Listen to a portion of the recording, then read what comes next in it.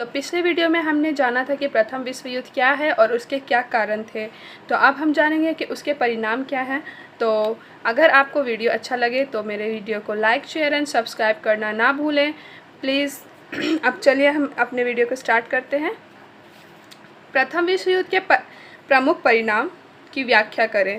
Question step के आते हैं और इसका आंसर, प्रथम विश्व युद्ध का प्रभाव सिर्फ यूरोप पर नहीं बल्कि संपूर्ण विश्व पर पड़ा था। जैसा कि हम लोग जानते हैं कि सिर्फ यूरोप पर ही नहीं पड़ा था, पूरा विश्व इससे प्रभावित हुआ था। ठीक है, इसके परिणाम स्वरूप राजनीतिक, सामाजिक और आर्थिक क्षेत्रों में व्यापक परिवर्तन हुए थे। राजनीतिक क्षेत्र में भी, सामाजिक क्षेत्र में भी, आर्थिक क्षेत्र में भी, हर क्षेत्र में परिवर्तन हुए थे, है ना। प्रथम विश्व युद्ध के बाद कुछ यूरोपीय राष्ट्रों का नामो निशान मिट गया था, तो कुछ नए राष्ट्रों का प्रादुर्भाव हुआ था। यानी कि कुछ नए राष्ट्र उत्पन्न हुए थे और जो कुछ राष्ट्रों का तो नामो निशान ख़त्म हो चुके थे। ठीक है, प्रथम विश्व युद्ध के कुछ प्रमुख निम्नलिखित कारण थे जो कि अब हम जानते हैं। इसे देख लीजिए, कुल 10 इसके हैं पॉइंट्स और इसमें फर्स्ट है साम्राज्यों का पतन। ठीक है, दूसरा रूसी क्रांति, तीसरा महाशक्ति के रूप में अमेरिका, चौथा राष्ट्रसंघ की स्थापना, पांचवा यूरोप की आर्थिक क्षति, छठा श्रमिकों की स्थिति में परिवर्तन, सातवां सैन्य शक्ति में वृद्धि, आठवां तानाशाही विचारधारा का अभ्युदय, नौवां वैमनस्यता की भावना का उदय और 10वां परमाणु शक्ति में वृद्धि। तो चलिए अब एक एक करके सबको डील करते हैं और जानते हैं कि आखिर इनके क्या क्या परिणाम हुए थे। तो साम्राज्यों का पतन क्या हुआ था, इसके अंतर्गत देखते हैं कि इस युद्ध के परिणाम स्वरूप जर्मनी, ऑस्ट्रिया, हंगरी, तुर्की और रूस जैसे विशाल साम्राज्य का अंत हो गया था। मतलब कि ये सारे जो देश थे वो बहुत ज़्यादा विशाल थे, लेकिन इनका अंत हो गया था प्रथम विश्व युद्ध के बाद। संपूर्ण विश्व में राजतंत्र के विरुद्ध हवा चली। एशिया, अफ्रीका और दक्षिण अमेरिका में राष्ट्रवाद आंदोलन जोर पकड़ने लगा था। ठीक है, अब दूसरा पॉइंट था हमारा रूसी क्रांति। ठीक है, प्रथम विश्व युद्ध के दौरान रूस के शोषित लोगों ने राजतंत्र के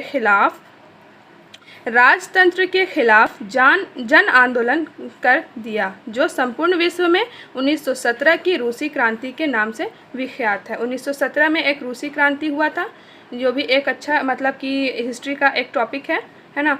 तो जो कि प्रथम विश्व युद्ध के दौरान रूस में जो लोगों का शोषण हुआ था उसी के लिए फिर यहाँ पर रूसी क्रांति हो गया था। ठीक है, रूस में समाजवाद का विकास हुआ। आज रूस विश्व का सबसे बड़ा समाजवादी देश है, जो कि हम लोग देखिए महाशक्ति के रूप में अमेरिका। ठीक है, मतलब कि अमेरिका महाशक्ति के रूप में उभरा था। अब तक यूरोपीय देश अन्य किसी बाहरी देश को महत्व नहीं देते थे, परंतु पेरिस शांति सम्मेलन में अमेरिका सबसे महत्वपूर्ण भूमिका निभाई थी। किसमें? पेरिस शांति सम्मेलन में सबसे महत्वपूर्ण भूमिका अमेरिका ही नहीं निभाई थी। यूरोपीय देशों की खर्चीली और आर्थिक स्थिति बदतर हो गई थी।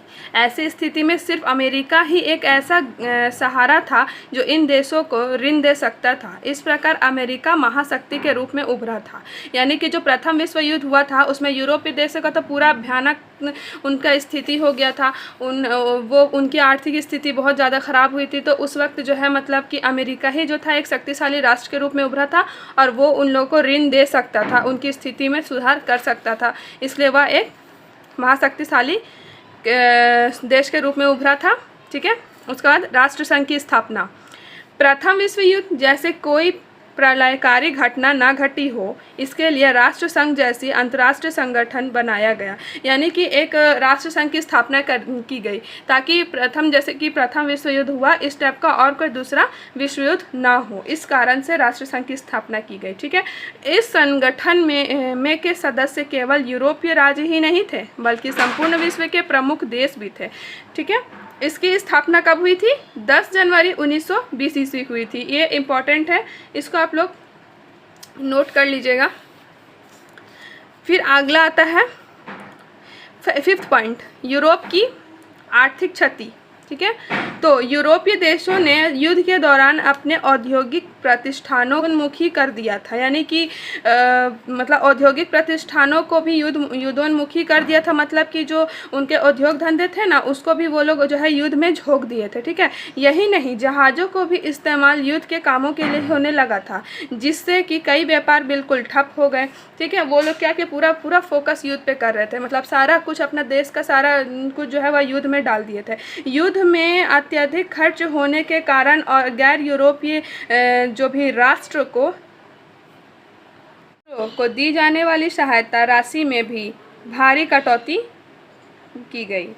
ये गैर यूरोपीय देशों ने अपने उद्योगों को विशिष्ट किया और बाद में यूरोपीय देशों के प्रतिद्वंदी बन गए। आगे, श्रमिकों की स्थिति में परिवर्तन। तो प्रथम विश्व युद्ध का दुष्प्रभाव श्रमिकों पर भी पड़ा, ठीक है। युद्ध काल में विश्व से लगभग सभी देशों में उत्पादन तीव्र गति से हो रहा था, ठीक है, और इस क्रम में मजदूरों की संख्या में तो वृद्धि हुई थी, उनकी शक्ति में भी तीव्र गति से वृद्धि हुई। प्रथम विश्व युद्ध के दौरान 1917 ईस्वी में रूसी क्रांति हुई तथा वहां समाजवादी सरकार की स्थापना हुई। अब वहां मजदूरों का वर्चस्व स्थापित हो गया। प्रथम विश्व युद्ध के बाद एक अंतर्राष्ट्रीय श्रम संगठन 1919 ईस्वी में स्थापित हुआ।